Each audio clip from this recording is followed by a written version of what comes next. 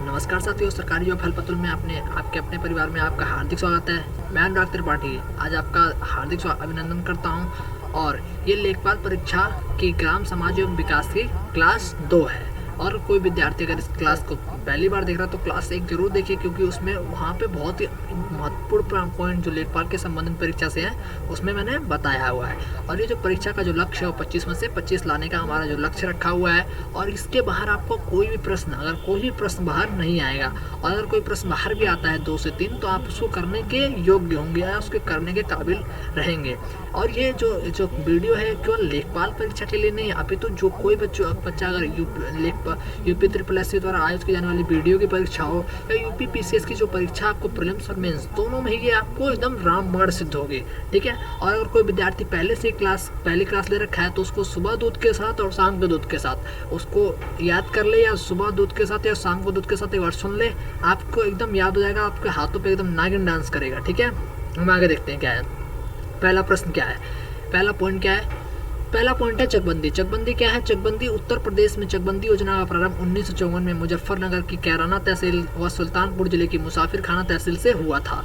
जो चकबंदी का प्रारंभ हुआ था वो 1954 में, जो उत्तर प्रदेश में 1954 में ये मुजफ्फरनगर जिले की कैराना तहसील से और सुल्तानपुर जिले की जो मुसाफिर खाना जो तहसील है वहाँ से इसका प्रारंभ हुआ था। ठीक है। और पूरे भारत में इसका जो संचालन है, जो पूरे भारत में जो इसका संचालन हुआ था ये 1953 के जो अधिनियम है वहाँ उसमें हुआ था। और इसकी जब चकबंदी योजना की जो सफलता मिली थी ये 1958 जो योजना जो प्रारंभ की गई थी उसमें जो सफलता मिली तो इसको पूरे प्रदेश में 1958 में लागू कर दिया गया। ठीक है। और ये जो चकबंदी योजना के संचालन है तो संचालन है तो चकबंदी आयुक्त के अधीन चकबंदी विभाग का गठन किया गया।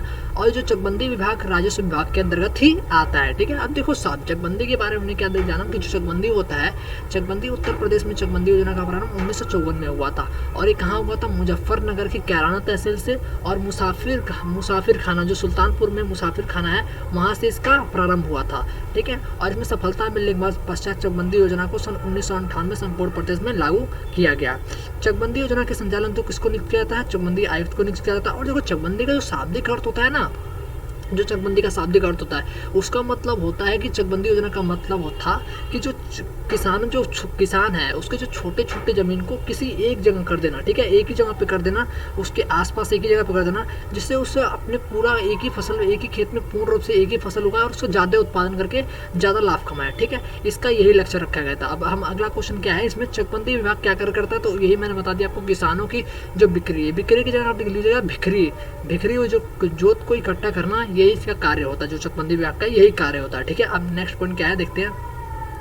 चकबंदी विभाग का प्रमुख कौन होता है। जो चकबंदी विभाग होता है, चकबंदी विभाग का प्रमुख कौन होता है। ठीक है। तो इसका चकबंदी विभाग का प्रमुख होता है चकबंदी आयुक्त का। इसी के अधीन काम करता है, ये चकबंदी आयुक्त के अधीन ही सारे लोग काम करते हैं जो चकबंदी विभाग से संबंधित है। जिला स्तर पर सर्वोच्च अधिकारी कौन होता है, तो जिला उप संचालक होता है, चकबंदी होता है। ठीक है। ये होता है। और चकबंदी लेखपाल के अधीन लेखपाल किसके अधीन कार्य करता है, जो चकबंदी लेखपाल होता है, जो मैंने बताया कि जितना भी चकबंदी विभाग होता है सब चकबंदी आयुक्त के अधीन काम करता है। ठीक है। उसी के अधीन काम करता है। और राजस्व लेखपाल किसके अधीन काम करता है, तो जिला अधिकारी के अधीन काम करता है। ये मैंने इसलिए पहले आपको वीडियो में पहले ही बता दिया था, लेकिन इसको मैंने इसलिए बताया क्योंकि इससे आपको पूरी नॉलेज हो जाएगी, इसको एक बार रिवाइज हो जाएगा। ठीक है। इसलिए मैं कुछ क्वेश्चन होंगे जो इंपॉर्टेंट होंगे मैं उसको दोहराते रहूँगा। ठीक है। और अगर आपको दिक्कत होगा तो आप मेरे को एक बार कमेंट बता देते, मैं उसको वैसा नहीं करूँगा। ठीक है। चकबंदी प्रक्रिया राज्य सरकार की क्या होती है, एक कल्याणकारी योजना। जो चकबंदी प्रक्रिया ये राज्य सरकार की क्या है, एक कल्याणकारी योजना है। ठीक है। नेक्स्ट पॉइंट करते हैं क्या है, भूमापन सर्वेक्षण। भूमापन सर्वेक्षण के बारे में हम जानेंगे। भूमापन सर्वेक्षण होता क्या है। ठीक है। भूमापन सर्वेक्षण क्या होता है, भूमि मापन का जो सर्वेक्षण का जो शाब्दिक अर्थ होता है ना, भूमि मापन का, इसका अर्थ होता है भूमि को मापना। भूमापन का जो शाब्दिक अर्थ होता है भूमि को मापना या भूमि का सर्वेक्षण करना। तो ये सर्वेक्षण कौन करता है, तो ग्रामीण स्तर पर कौन करता है, लेखपाल करता है, या चकबंदी लेखपाल करता है, या कानूनगो करता है। कानूनगो ये होता है जो लेखपाल जगह जब प्रमोशन होता है तो कानूनगो बनता है। ठीक है। पहले इसकी परीक्षा मतलब पहले सीधा कानूनगो होती थी, लेकिन जो लेखपाल थे उन्होंने विरोध किया, इसलिए इसका सीधा नाम कर दिया गया का ऐसे लेखपाल होता है, फिर इसका प्रमोशन होकर कानून को बनते हैं। ठीक है। लेखपाल और चकबंदी लेखपाल को भूमापन सर्वेक्षण का ज्ञान होना आवश्यक है। इसके लिए उनको भूमापन में प्रयोग आने वाले प्रमुख यंत्रों तथा मापन के कार्यों का ज्ञान होना आवश्यक है। जो लेखपाल या चकबंदी लेखपाल है, जो भूमि मापन के जो यंत्र है या जो उसके मापन के जो कार्य है, उसका ज्ञान होना अत्यंत आवश्यक है। ठीक है, अत्यंत आवश्यक है, इसीलिए आवश्यक है। ठीक है, क्योंकि जो लेखपाल जो चकबंदी लेखपाल उसको भूमि मापन के लिए इसका इन सब चीजों का इसको प्रयोग होगा। अगर मतलब हमारे जैसे एग्जाम्पल में देखा, कोई सैनिक है, अगर सैनिक कोई बॉर्डर पर खड़ा हुआ है, उसके हाथ में बंदूक है, उस बंदूक का उसको यूज करने नहीं आता है, तो उसको किस काम का सैनिक। ठीक है, तो इसीलिए हम कहते हैं जो लेखपाल और जो चकबंदी लेखपाल उसको इसका ज्ञान होना या इसके बारे में नॉलेज होना, जो भूमि मापन के यंत्र है, जो कार्य हो का ज्ञान होना वो अत्यंत आवश्यक है। और भूमि मापन का सबसे उपयुक्त यंत्र होता है, क्या होता है, जरीब होता है। ठीक है, जरीब क्या होता है, जरीब प्राचीन काल से उपयोग किया जाता है। इसका पिक्चर देख सकते हैं आपको, इसका ये जरीब होता है। ठीक है, ये आपको याद करने के लिए बहुत ही महत्वपूर्ण है, इसलिए मैंने लगा रखा आपको। ठीक है, ये जरीब का बहुत ही उपयुक्त है। बहुत ही आपको प्रश्न में पूछेगा कि भूमि मापन के लिए सबसे उपयुक्त यंत्र क्या है, तो ये जरीब है, सबसे महत्वपूर्ण जरीब है। ठीक है, और जरीब का जो उपयोग होता है प्राचीन काल से, शेरशाह सूरी और शाहजहां के समय से इसका उपयोग किया जा रहा है जरीब का। और इसमें ना कड़ियों के रूप में या छल्लों के रूप में इसमें बहुत सारे छल्ले लगे होते हैं, जिसका उपयोग लंबाई को बढ़ाने और लंबाई को बढ़ाने और घटाने में इसका उपयोग किया जाता है। ठीक है, हम नेक्स्ट पॉइंट चर्चा करेंगे हम जरीब। जरीब क्या होता है, जरीब भूमि मापने के लिए उपयुक्त तंत्र होने के कारण इसका दिल प्राचीन काल से इसका उपयोग किया जा रहा है। ठीक है, प्राचीन काल से इसका उपयोग किया जा रहा है। ठीक है, इसके जरीब कितने प्रकार के होते हैं, इसके बारे में जानेंगे। जरीब दो प्रकार के होते हैं, एक शाहजहानी जरीब होता है और एक गंटरी जरीब होता है। क्या होता है, जरीब दो प्रकार के होते हैं, एक शाहजहानी जरीब और एक गंटरी जरीब होता है। ठीक है, देखिए शाहजहानी जरीब क्या होता है, शाहजहानी जरीब 165 फीट लंबी, जो शाहजहानी जरीब होता है 165 फीट लंबी होती है। और शाहजहानी जरीब में 9.9 इंच लंबी कुल 200 कड़ियां होती है। 9.9 इंच लंबी 200 कड़ियां होती हैं। इसके द्वारा किया गया भूमापन थकावट सर्वेक्षण के नाम से जाता है।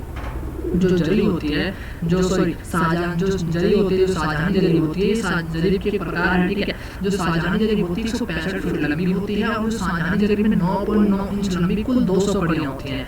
ये जो आपको दिख रहा है, ये आपको छल्ले के रूप में जो चीज दिख रहा है, इसी को कहते हैं कड़ियां। ये आपस में जुड़ी हुई होती है और जो इनका यूज होता है इसको लंबाई बढ़ाने और लंबाई को घटाने में करते हैं। और जो शाहजहानी जरी द्वारा जो किया गया सर्वेक्षण होता है उसको थकावट सर्वेक्षण के नाम से जानते हैं। ठीक है, और जो गंटरी जरीब होता है, गंटरी जरीब का आविष्कार किसने किया था, गंटरी जरीब का आविष्कार होता है किया था ब्रिटिश काल के एक ब्रिटिश अधिकारी थे, उनका नाम था गंटरी।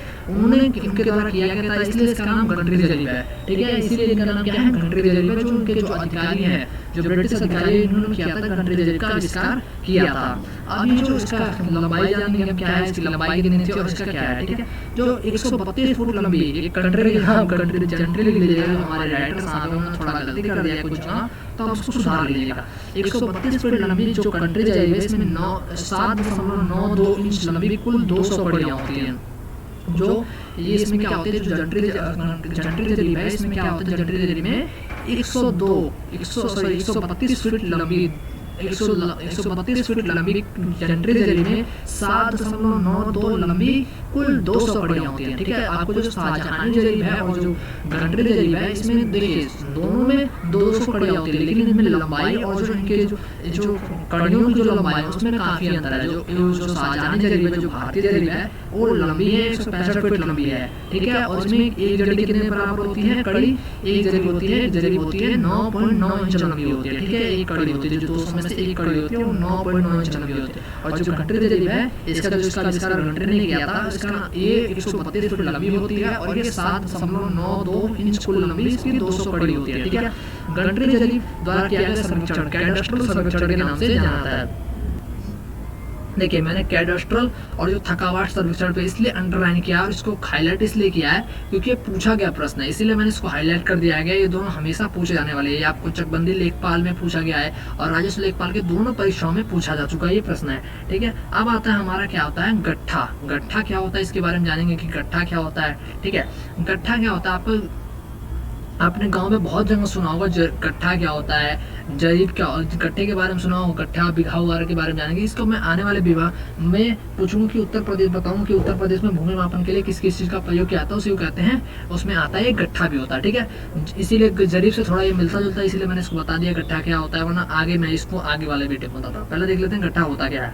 जरीब के कुल नाप के 10वें अंश के बराबर की नाप की एक गट्ठा होता है जो छोटी लंबाई नापने के काम में आता है। जो गट्ठा होता है वो जरीब के कुल नाप का 10वें अंश के बराबर होता है। जो जरीब के कुल नाप का 10वें अंश के बराबर होता है, मतलब जो जरीब के जो 10 कड़ी होती हैं, जो 10 कड़ी की एक गट्ठा होता है। जो 10 कड़ी होती हैं, अब कोई सी भी कड़ी ले लीजिएगा, उसको अलग अलग हिसाब होता है, ठीक है।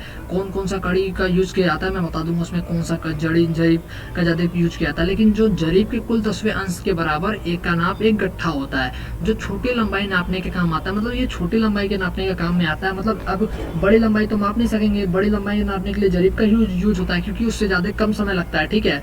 और ये जो छोटे छोटे लंबाई मापने के लिए, छोटे खेत नापने के लिए, ज्यादातर गांव में खेती होते हैं, तो छोटे खेत नापने के लिए गट्ठे का यूज होता है। गट्ठा बांस का बना होता है, ज्यादातर बांस का बना होता है, लेकिन कई जगह ये अलग लकड़ी का ही बना होता है। और जो गट्ठा होता है ये ज्यादातर उत्तर प्रदेश में ही इसका यूज किया जाता है। उत्तर प्रदेश या अन्य उत्तर पूर्वी जो राज्य है, बिहार वगैरह, वहाँ पे आपका गट्ठा वगैरह का यूज किया जाता है, ठीक है। अब हम देखेंगे कि आज हमने क्या क्या पढ़ा है, उसके बारे में एक बार हम रिवाइज कर लेते हैं क्या क्या हमने पढ़ा है। पहला है आपका चकबंदी।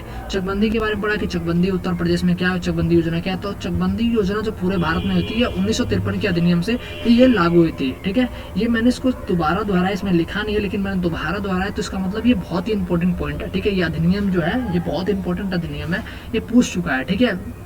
जो चकबंदी उत्तर प्रदेश में कब लागू हुई थी, तो अब आगे देखते हैं उत्तर प्रदेश में कब लागू हुई थी। तो 1954 में हुई थी, मुजफ्फरनगर की कैराना और आपकी सुल्तानपुर की मुसाफिर खाना तहसील में लागू हुई थी। और इसमें सफलता जो मिली गई, हमें पता चलेगा चकबंदी लेखपाल अच्छा है, या सॉरी चकबंदी योजना जो है वो बेहतर है, या हमारे काम आ सकता है। तो इसको 1958 में पूरे प्रदेश में लागू कर दिया गया था, ठीक है। अब हम आगे देखते हैं भूमि मापन सर्वेक्षण के बारे में पढ़ा हमने। भूमि मापन सर्वेक्षण क्या होता है, तो ये क्या होता है, इसको भूमि मापने के लिए जितने भी चीजें होती हैं, जो यंत्र होता है, जो मापने के लिए यंत्र होता है, या भूमि मापन के लिए जितनी भी चीजों का आवश्यकता होती है, वो उसी में भूमि मापन सर्वेक्षण आता है। इसको सर्वेक्षण कौन करता है, तो लेखपाल या चकबंदी लेखपाल इनका करते हैं, कानून को करते हैं, ठीक है। और इसमें भूमि मापन के लिए सबसे उपयुक्त यंत्र क्या है, जरीब होता है। जो जरीब होता है सबसे उपयुक्त यंत्र होता है। और जरीब का जो पिक्चर है, जो फोटो है, कुछ इस प्रकार से इसका चित्र है, ठीक है। आप लोगों ने देखा, इसके बारे में समझा जरीब क्या होता है, ठीक है। अब जरीब के बारे में पढ़ा। जरीब क्या होता है, भूमि मापन का एक यंत्र है, ये प्राचीन काल से इसका उपयोग किया रहा है। और जरीब के कितने प्रकार होते हैं, 2 प्रकार होते हैं, एक शाहजहानी जरीब होता है, एक गंटरी जरीब होता है, ठीक है। शाहजहानी जरीब का मतलब कब से उपयोग हो रहा है, शाहजहां और जो शेर शाह सूरी के समय से इसका यूज किया जा रहा है। जो शाहजहां या शेर शाह सूरी, इसमें कई जगह बताई गया है। शेर शाह सूरी मैं इसको अगले वीडियो में आपको कंफर्म कर दूंगा कि किस में बनाई गई, क्योंकि बहुत सारी जगह पे आप देखेंगे तो कई जगह पे शाहजहां, या देखें तो कई जो इतिहासकार हैं उनके बीच में ये मतभेद चलता आ रहा है कि कई बोलते हैं शाहजहां में, कई बोलते हैं शेर शाह सूरी में, ठीक है। ये पूछेगा नहीं लेकिन किसी काल में होता आपको, ठीक है। इसके पास आपको लंबाई याद रखनी है, 165 फीट लंबी है, और इसमें 9.9 इंच लंबी एक कड़ी होती है, और इसमें 200 कड़ियां होती है। इसको थकावाट सर्वेक्षण के नाम से भी जाना जाता है, ठीक है। और जो गंटरी जरीब होता है, इसका आविष्कार किसने किया था, गंटरी द्वारा किया गया था। ये गंटरी कौन थे, ब्रिटिश काल में ब्रिटिश अधिकारी थे गंटरी, इसीलिए इसको गंटरी जरीब के नाम से जाना जाता है, ठीक है। अब नेक्स्ट आता है हमारा कि ये गंटरी जरीब की लंबाई कितनी होती है। 132 फुट लंबी गंटरी जरीब में क्या होता है, 7.92 इंच लंबी कुल 200 कड़ियां होती है। जो 7.92 कुल इंच कुल कितनी कड़ी होती है, 200 कड़ी होती है। और गंटरी जरीब द्वारा किया गया भूमापन कैडस्ट्रल सर्वेक्षण के नाम से जाता है। जो गंटरी जरीब द्वारा किया गया सर्वेक्षण होता है, किसी नाम से, कैडस्ट्रल सर्वेक्षण के नाम से जाना जाता है, ठीक है। अभी आता है गट्ठा क्या होता है। हमने गट्ठे के बारे में पढ़ा। गट्ठा क्या होता है, जो जरीब होता है उसके नाप का कुल 10वां अंश क्या होता है, गट्ठा होता है। उसको छोटी लंबाई मापने के लिए इसका यूज होता है। और गट्ठा किसका होता है, बांस का बना होता है, ठीक है। तो आज के इस वीडियो में बस इतना ही। हम आगे की डिस्कशन करेंगे कि ये और आगे जो अगले वीडियो है आपको जल्दी ही मिल जाएगी। और हाँ, ये हफ्ते में 4 से 5 वीडियो आपको मिलते रहेंगी, और आप इसमें ज़्यादा दिक्कत मत करिएगा। और हाँ, कई बच्चे पूछ रहे थे कि हम करंट अफेयर्स कहाँ से पढ़े, PDF कहाँ से मिले। तो मैं आपको बता दूं, जो इसका PDF है वो टेलीग्राम पे मिल जाएगा। और आप करंट अफेयर जो सरकारी जो फैल पत्र का जो हमारा चैनल है, या जो आपका ये परिवार है, इसी के ऊपर हमारा हमेशा या डेली करंट अफेयर्स आता है। तो अगर एक बार आप ले, अगर आपको अच्छा लगता है तो आप उसी पे ले लें। तो अगर आपको अच्छा नहीं लगता है तो आप किसी और चैनल पे या कहीं और से आप करंट अफेयर्स पढ़ सकते हैं। लेकिन अगर आप चाहते हैं कि मैं पढ़ाऊँ करंट अफेयर्स, तो आप मुझे एक बार कमेंट बॉक्स में जरूर बताइएगा। और हाँ, ये एक और चीज़ कि कई बच्चे बोल रहे थे कि हिंदी के लिए, तो हिंदी का अगर आप चाहते हैं कि हिंदी की क्लासेस मैं लूँ और स्टार्ट कर दूँ, हिंदी क्लासेस में स्टार्ट करूँगा, लेकिन अगर आप चाहते हैं कि जल्द से जल्द स्टार्ट होते मेरे कमेंट बॉक्स में आप बता दीजिएगा। और इस वीडियो से संबंधित कोई भी आपको दिक्कत है या कोई भी परेशानी है या इस वीडियो में कोई भी कमी है या कोई भी कमी है जिसको आप करना चाहते हैं कि मैं सुधार करूँ उसको, तो आप मुझे एक बार कमेंट बॉक्स में ज़रूर बताइएगा। और हाँ, ये वीडियो छोटी रहेगी और मैं इसमें ज़्यादा कुछ अन्य विषय पर चर्चा नहीं करूँगा। तब तक के लिए धन्यवाद, नमस्कार और आपसे दोबारा मिलेंगे।